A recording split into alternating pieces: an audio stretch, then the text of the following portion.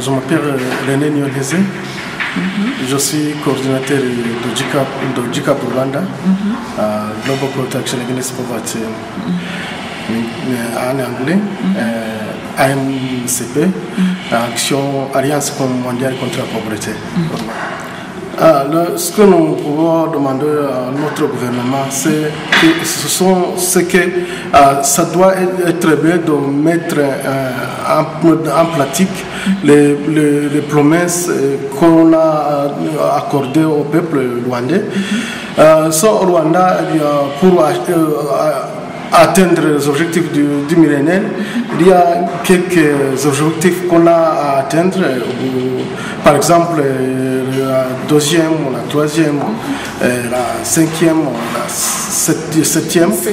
Il y a les autres qui restent. Nous demandons à notre gouvernement de faire une nouvelle stratégie pour mettre en pratique le reste. Bon, il y a au niveau national, au niveau gouvernemental, il y a un plan pour atteindre les objectifs du millénaire, mais aussi nous demandons à notre gouvernement de sensibiliser les autorités locales, de mettre en place les objectifs du millénaire. Je voudrais avant tout vous remercier de m'avoir donné l'opportunité de parler de l'évolution des OMD au niveau du Sénégal. Il faut dire qu'au niveau du Sénégal, certes, des efforts ont été réalisés par nos gouvernements, mais le bilan que nous venons de faire au niveau du GCAP montre qu'il reste beaucoup de choses à faire, surtout dans les domaines de l'éducation, de la santé, dans les domaines de l'égalité et de genre. Et ce que nous demandons au gouvernement avant septembre, c'est de prendre en compte nos préoccupations. Parce que nous sommes en train de réfléchir sur comment accélérer. Et il serait bon que notre gouvernement, avant de partir à New York, puisse prendre en compte nos préoccupations qui sont confinées dans notre document. Après New York, nous souhaiterons que nos gouvernements puissent respecter leur engagement. En fait, le Sénégal fait partie aussi des pays qui avaient souscrit à la déclaration du millénaire pour le développement. Et aujourd'hui, il est temps que les promesses cessent et qu'on agisse ensemble pour la réalisation des OMD d'ici 2015. Okay, so as leaders are going into the MTG Review Summit in New York, what is your message from Nigeria on what you want leaders to do during the summit and after?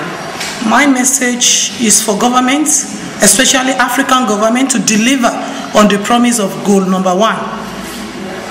Let there be food on the table of every African, and by so doing, improve the agricultural sector.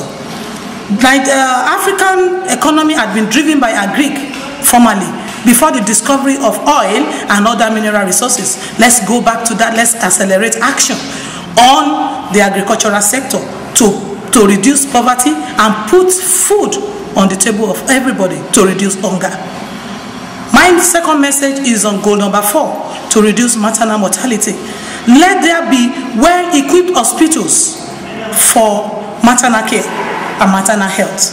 Let antenatal care be free for all, and let there be enough health personnel in all hospitals to cater for maternal health. That is my message in order to reduce maternal mortality, which is on the high increase in Africa especially. The teaching is that no mother going to give life should lose her life. That is completely unacceptable to us as GCAP. And in particular, why we think that attention needs to be drawn to this is that mothers and children die and become just statistics. But when there is an accident and there are deaths or casualties, these are always in the media. But with mothers and children, it just passes like the wind. Nobody takes notice of it. And we would expect that from here, national coalitions will focus on engaging parliamentarians, hospital administrators, as well as the ministries, to ensure that concrete action is taken towards achieving these goals. I should mention that GCAP is a worldwide alliance committed to making world leaders live up to promises and making a breakthrough in eliminating poverty from 2005. Now, the success of the campaign in 2005 brought together 170 members of the Coalition's International Facilitation Group, meeting in Beirut in 2006, and unanimously agreed to push up the campaign through 2007 and as of now. And make the following recommendations to our leaders. Recommendations we believe should be strongly addressed. And the first recommendation that we are making is on maternal health. As GCAP, we are saying there should be accessible, quality and appropriate services for pregnant women, including free delivery as well as free pre- and postnatal services with skilled healthcare workers, while also recognizing the important role played by midwives as trusted maternal healthcare providers. And the second recommendation that we are making on the issue of maternal health is that the approach to maternal health must be a holistic one. And this approach should ensure that the root causes of maternal mortality are addressed. Among the root causes that we have identified as GCAP include the feminization of poverty, early and forced marriages, sexual violence, lack of adequate women representation and involvement in decision-making in the health sector, and a lack of access to information on family planning and reproductive and sexual health rights. The second recommendation that GCAP is making to the African Union Summit is on child mortality. We recognize that major progress has been made and governments can be commended for the work they have carried out on immunizing children against the 6 killer diseases. Whilst this has been done, we recognize that malaria still continues to be the leading cause of child and infant mortality in Africa. So as GCAP, we are saying that the same commitment that has been given to immunize children against the 6 killer diseases should be given to the fight against malaria. The third point on the issue of child mortality is that we are saying that there must be increased investment in prevention, including free malaria treatment for the children under 5 years.